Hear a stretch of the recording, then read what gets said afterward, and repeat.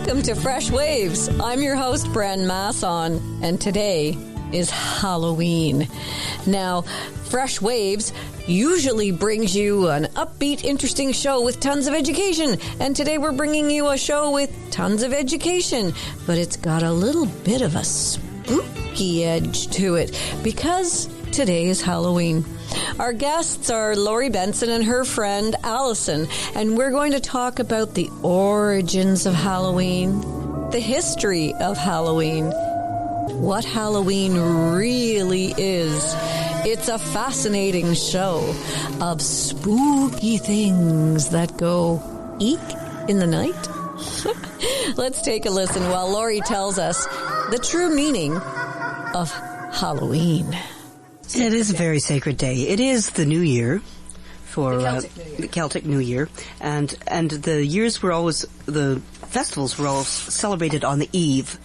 So Halloween means All Hallows Eve, which was the word they gave to it later, but it's Samhain, spelt Samhain.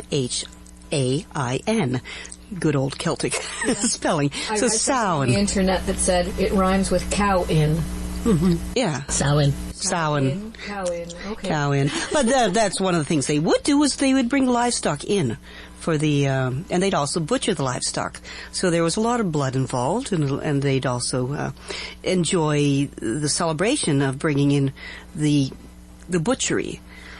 Okay. Now, of course, Was this in a sacrificial sort of way, or no, it more just practical. Getting ready for winter. Getting ready for winter. You can't feed all of that livestock over the winter. So they would then bring them in, butcher them, and salt it, preserve it, dry it, whatever they needed to do, and have a huge feast, of course. Mm-hmm. So there was that blood and guts involved, but it was also the honoring of the god of the dead. So that's where the name Samhain comes from, and it goes way, way back, I think to Sanskrit even, that this is the time when the dead walk. The veils of the earth, of reality, are parted, and the dead can walk through, and the living can see them and communicate with them. So this becomes a very sacred time. Now, the whole dressing up stuff comes from you want to fool them. Okay? You don't want them dragging you back. So if you're dressed as one of the dead or one of the other spirits, you're not going to be dragged back into the world of the dead. You're going to stay on the world of the living, but you've confused them. So, yeah, there you go. Are you fascinated yet? I know I am. I wanted to ask more questions of Laurie and Alison, so I asked, how old is Halloween? Well, it's eons old. It's way before Christ. It's way before our normal, what we see them as religions had evolved. So it's very, very pagan. It's very, very earthy. It's very back to nature, well, when you just look at actually right now, when we're in the northern hemisphere and the days are getting very short. Mm-hmm. And of course, you're going through that whole harvest of the animals, and you're looking at a long winter coming up. Yeah. There is something that you have to ward off, because that winter can be brutal. So you need to protect yourself as much as possible to get through the darkness that's coming. So that's the darkness that we are celebrating, tricking, fooling, and disguising ourselves against. This was getting better all the time, and I was still curious to find out more. So I asked, are the two worlds closer together on All Hallows Eve? There's a rift. They pull apart, and people can get through either side. That's why you will have people doing divination and that type of thing. It's because you can commune with the dead. So it's not that they're close, because then they would overlap, but they're actually pulled apart. There's a rift. There's a stretch in the fabric of life and death at that point where the spirits can walk through. You can commune back. It's an interesting time. Interesting. Very interesting indeed. But where did all this trick-or-treating come from? You feed the The spirits. spirits who are coming, and they won't pull you back through. Or you put something out that scares them, like a face with a light inside. Okay. That makes sense. There's In- jack-o'-lanterns. In Scotland, they used to do them with turnips. Well, they didn't have pumpkins No. in the In old Europe, days. they did it too with, Yeah, with turnips. white turnips. So the shining faces through the turnips. And yes, and mumming is an old tradition, and I think that's where our Halloween comes from, as people going door to door and asking for treats and trick or treat. So you play a trick on them if you don't get a treat, but you could also perform for them and get a treat. So the mummers would go around and ask for their treats, but they had to perform. Mummering? What is mummering? The person dressed up, basically. Yes, the men like to dress like women, and the women like to dress like men, and they'd all try to fool the neighbors into not knowing who they were when they came round. Yeah, we used to do mumming on Boxing Day in Toronto with the Irish players.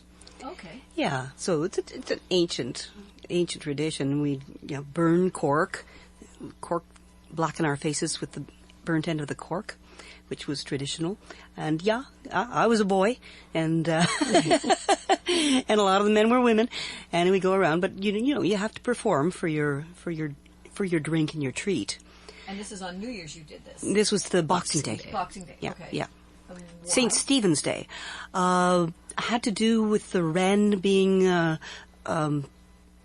a sacred bird that had flown higher than the eagle because it had ridden on the eagle's shoulders. But because it had tricked the eagle, the boys would do in ancient Ireland was they'd have an effigy of a wren and put it on a piece of furze, which is bushy kind of stuff, and they go around saying they needed to bury the wren. So they need money to bury the wren. So it's called the Wren Boys. We go around. So similar to our trick-or-treating, a little bit more macabre, but maybe less. Maybe that's what I was going to say. Have you been out for Halloween lately? Holy mackerel. Witches come out on Halloween. One of the chants is, shell out, the witches are out. Are there good witches and bad witches? Or are they just all witches? The good witches do more in the way of healing than anything else. They're the ones that the herbalists that people used to go to before we had the medical establishment that we have now.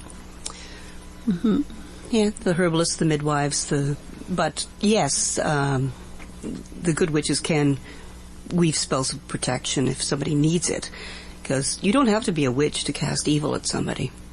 I mean, we've got lots of modern witches. There's tons of different traditions of witch that... Well, the Wiccans are a big society of witches, so they say. White magic, so they say. So they say. That doesn't necessarily mean it's white magic all the time. Yes. So yeah, there's the Wiccan tradition. There's neo-pagans. There's druidic. There's you can go on and on.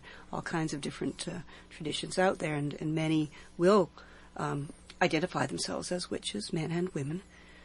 But and it's becoming more acceptable for people to see the witches, whereas before they were quite hidden because society Would burn them. burn them at the stake, try and get rid of them. And yes, it's much more acceptable too in Canada, where we have freedom of religion.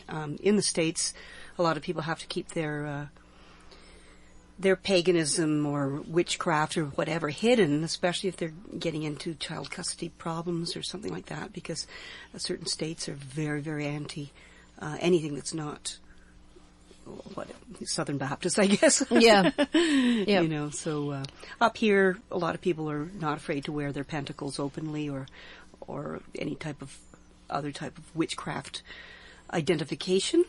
I have a friend who, and we're talking about 30 years ago, petitioned York University, where he was working, to get the Wiccan holidays off and he would work the Christian holidays. And he actually went to court with this and was granted the permission to take Halloween and the solstices off and work Christmas and Easter. I mean, I don't know if witches were part of Halloween way, way back in the day. Were they? If we're talking about the rift widening between living and dead, I mean, it's the witches that can walk that path, that can communicate between the two worlds. So there would have been sorceresses, there would have been sorcerers, there would have been people who are shamans, people who could bridge that gap and help people. And the Druids were all about that too, weren't they? I imagine, yes. Yeah. So, but in the traditional sense of, witches sitting on brooms and cackling away and flying through the sky. Oh, that's fun. Isn't it fun? Yeah. I like, that's one of my favorite parts of Harry Potter was the Quidditch, which is all the broom flying so fast and crazy around. But that's such a part of Halloween. You see that black silhouette in the sky and the moon shining through it and the witch is going through the moon. And modern day plastic witches stuck up against trees. Yeah. And kitchen witches. People have kitchen witches to this day. Absolutely. Little symbols of witches in the kitchen that ward off evil spirits. Witches are fascinating, ancient, mysterious, spooky, good, nice, friendly, and fun. Laurie and Alison are two of the friendliest witches you'll ever meet. We're so happy to have them on the show today. We'll be right back. You're listening to Fresh Waves, and this is our Halloween special. Stay tuned.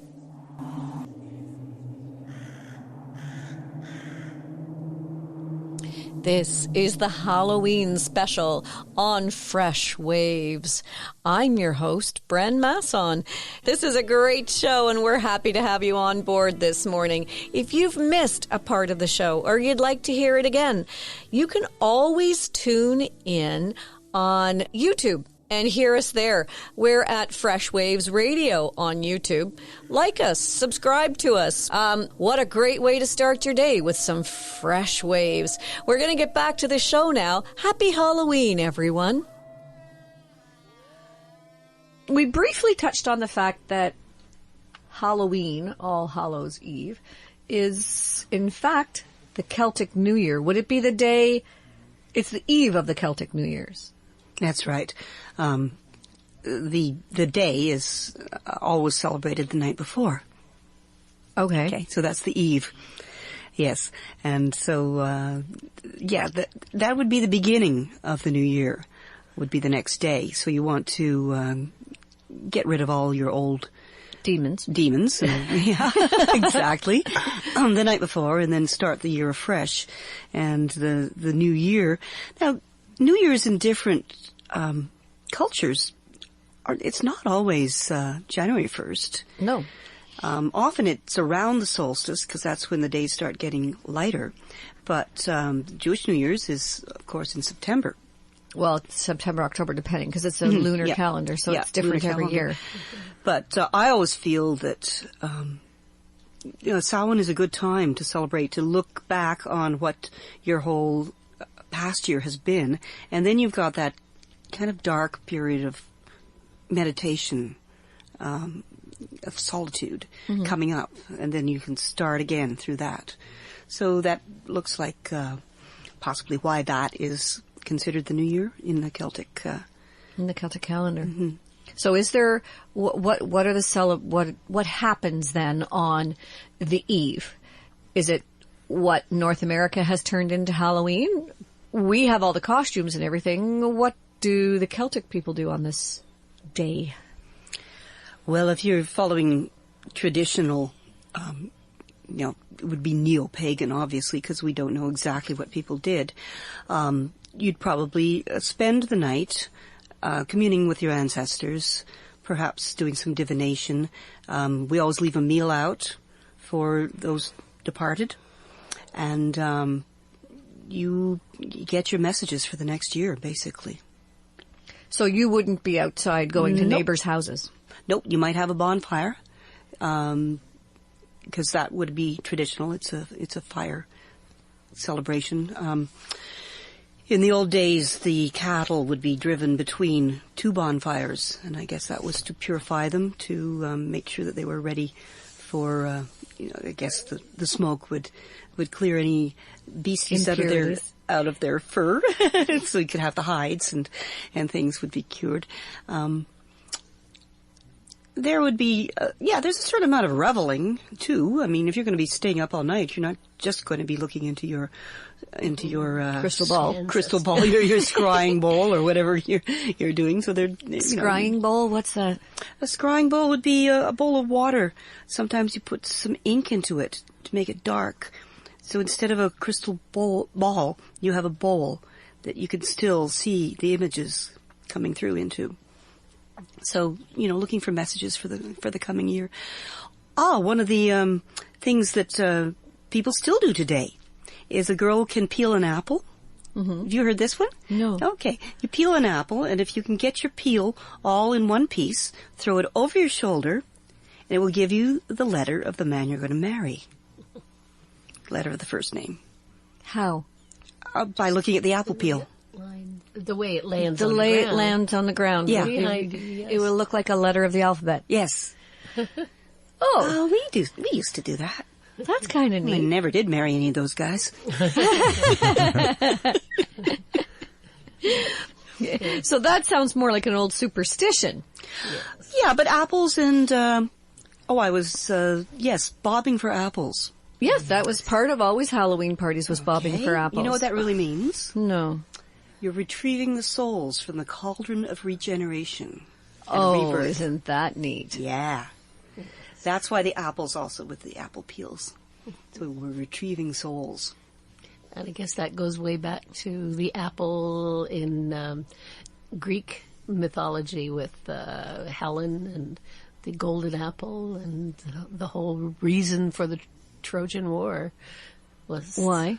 Well, because Helen was stolen from Troy and given the golden apple, and the Trojans, of course, wanted her back. She was the princess. So apples are very significant this time of year. Well, they're a heck of a good sustenance. Mm-hmm. Yes. At the very least. And they're certainly, ripe and ready to collect, and you've got to get them off the trees before they freeze. Uh-huh. Mm-hmm. Yes, what about the devil? What about the devil? Mm-hmm. So we'll talk about how the devil gets into all of this at Halloween, and then we'll read a story. Sounds like a good plan, doesn't it, Jay? It sure does. We're talking about Halloween. And Halloween seems to me, from what we've been talking about, to be kind of the start of all of these different holidays that will go from now right through until Christmas or the holiday season. This is kind of the kickoff. I know Americans think that it's American Thanksgiving, but it actually sort of starts here, doesn't it? And then from here we get to the solstice, which is the longest night of the year. And again, that's about fire and light and those kinds of celebrations. And then the days get longer, right? Because right now they're starting to get shorter. Yes, you can feel it. They're very really obviously, getting, yes. I know, I hate this time of year, honestly. I know a lot of people love the fall. It's my least favorite time of the year. Well, they call it the Wheel of the Year. And by celebrating the different festivals that go around the year, and some of them are lunar and some of them are solar. So this is a lunar festival, and it probably would have been celebrated on the full moon. Which was, yesterday, wasn't it? It was yesterday. Last yes. night. So then the next one is solar, so that's exactly the solstice. The solstice. So the longest night. Then the next one is lunar, and that would be Imbolc, which is the quickening of the spring coming in, so February 2nd. Mm-hmm. Candlemas is what Christians have called renamed it, christened it. and then you have, and again, it would have been a lunar holiday. And then you have the equinox, the spring equinox, mm-hmm. which is solar. And then you have another lunar one after that, which is Beltane, or May the 1st kind of celebration. And then so it goes. So there's 8 festivals throughout the year that should be observed if you want the year to turn properly, the wheel of the year. So people would feel that they had to celebrate this because observances are fine, but what if you didn't? What if you didn't? You know, winter might never come, or winter might come and stay, or whatever, you know. What if you didn't? Human beings have always given themselves such importance, haven't they? That's true. You know, there's a train of thought right now that says everyone talks about how we have to save the planet. And in fact, the planet will survive. It is us that won't. So we're actually having to save ourselves. It's all about us. We are somehow together going to make the world keep going. Absolutely. Yeah. And if we didn't do what we do, it wouldn't happen. No, the sun won't come up. No. No. Even though if we actually weren't here, the sun would continue to come up and things would go on quite nicely without us. That's why I always worry about that, the greeting around Christmas time when people say peace on earth. I'm thinking, all right, the way that the earth would be peaceful would be probably without people.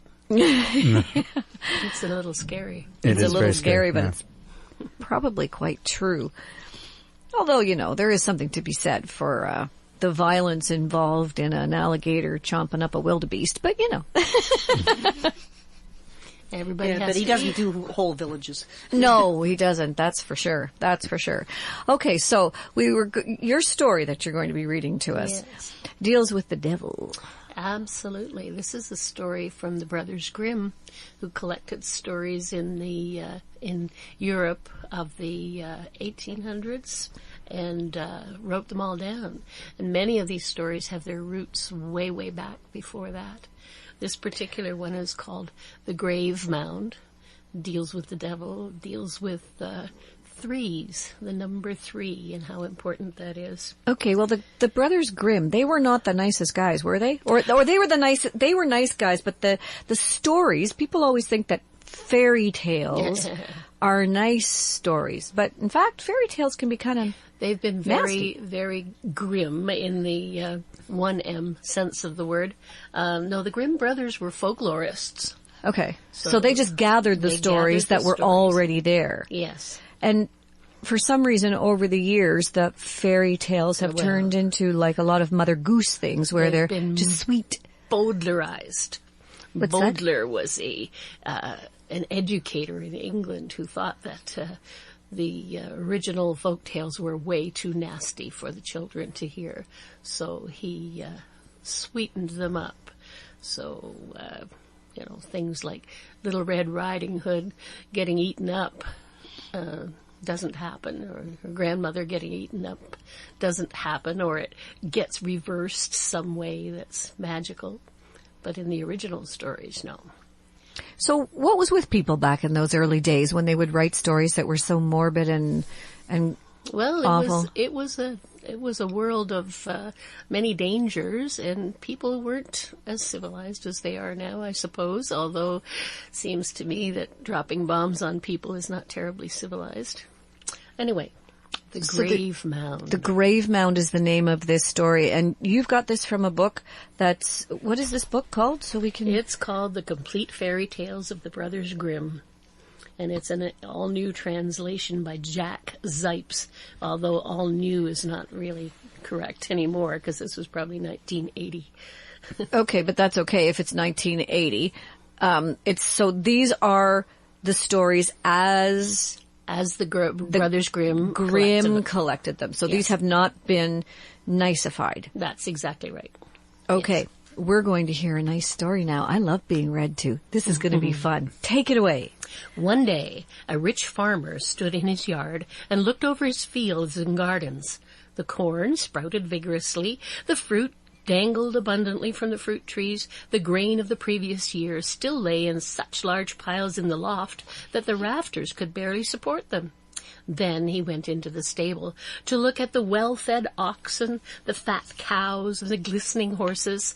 Finally, he returned to his room and took a look at his iron chests in which he kept his money. As he was standing there surveying his wealth, he suddenly heard a loud knocking. However, it was not a knocking at the door of his room, but at the door of his heart. It opened up and he heard a voice that said to him, "Have you done good things with all this for your kindred? Have you been aware of the needs of the poor? Have you shared your food with the hungry? Have you been satisfied with what you have, or have you always demanded even more?" His heart did not hesitate with the answer. "I've been hard and pitiless, and have never done good things for my kindred. If a poor person came my way, I turned my eyes away from him. I haven't cared about God, but have thought only about increasing my wealth. Even if everything under the sky had become mine, it would still not have been enough for me."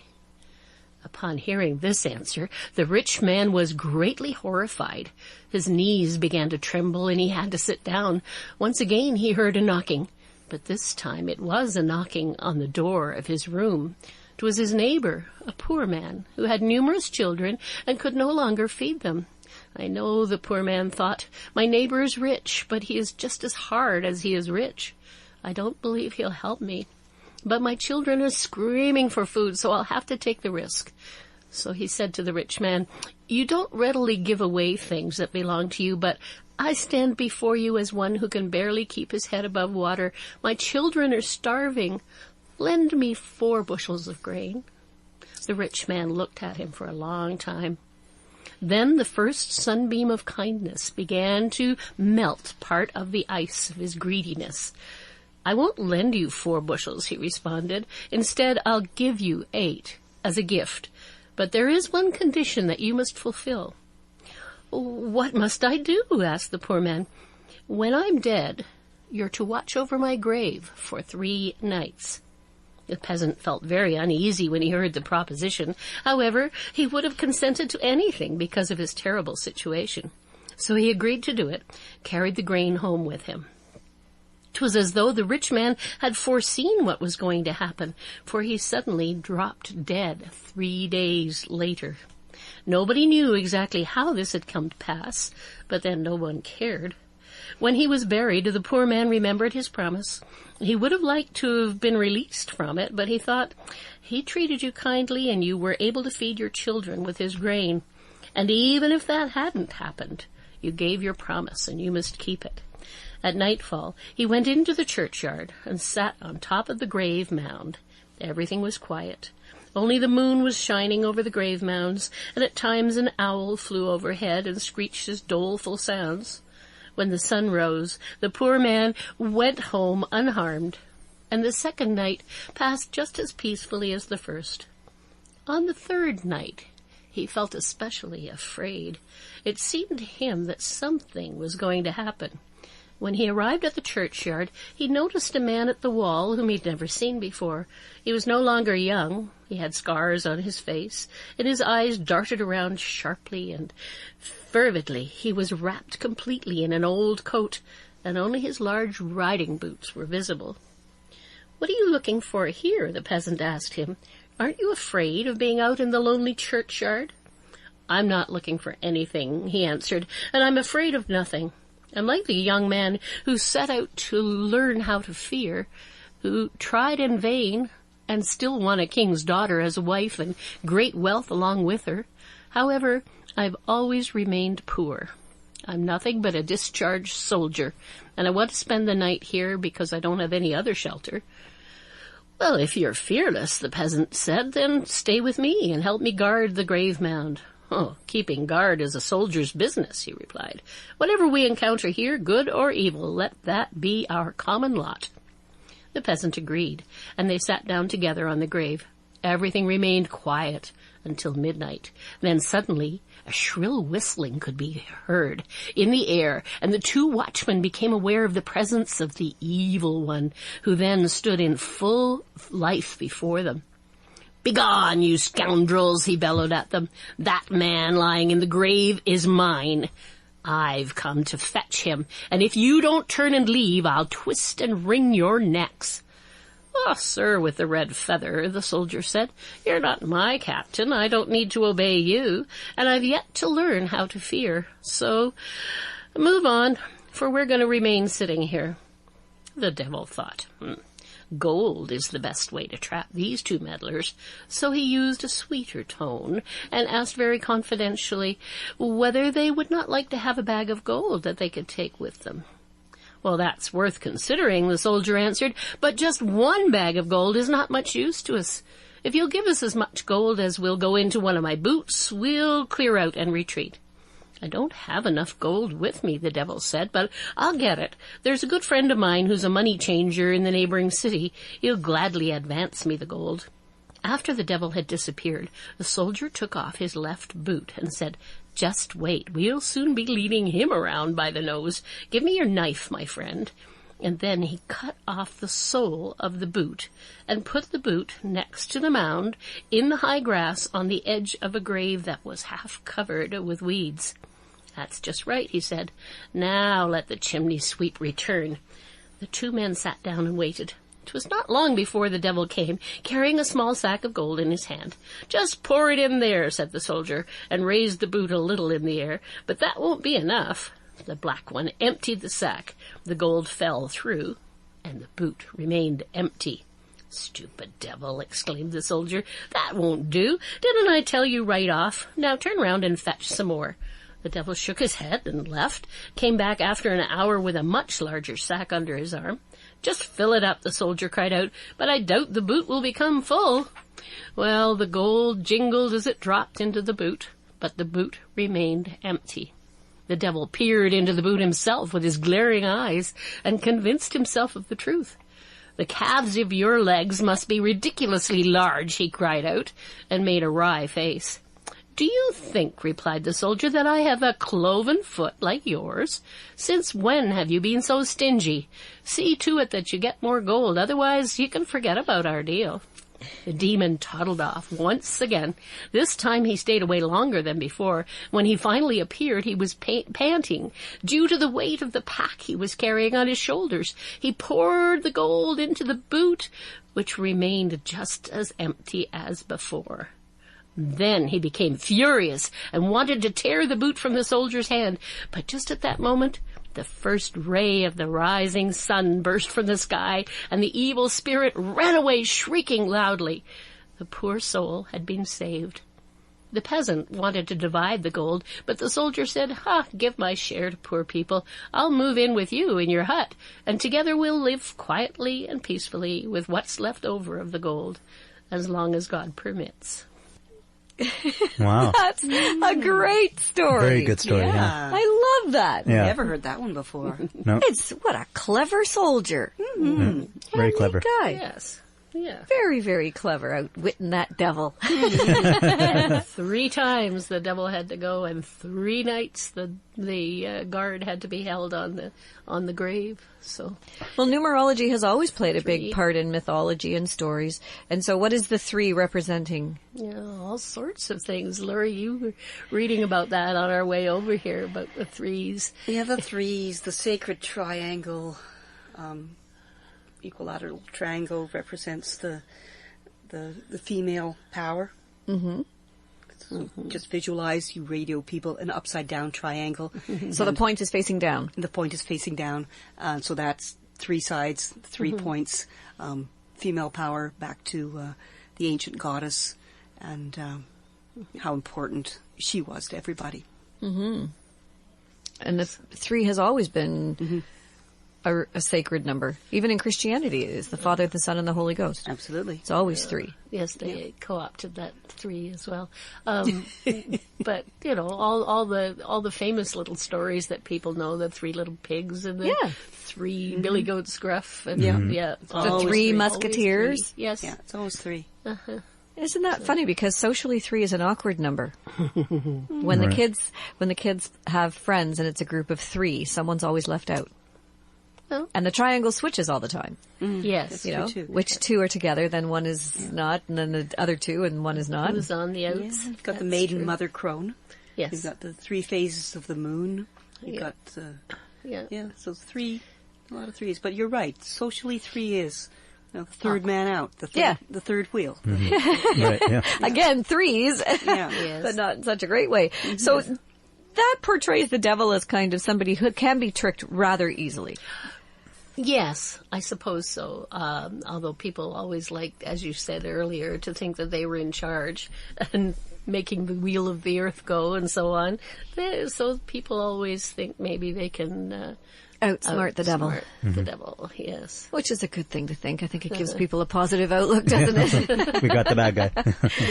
Well, that's it for Fresh Waves this week. We hope that you've enjoyed the show. If you'd like to hear this broadcast again, you can go to our YouTube page, Fresh Waves Radio, and you can hear the whole podcast there. Tune in again next Sunday on Whistle FM for more Fresh Waves. And thank you for joining us today. We wish everyone a really, really happy and a safe Halloween.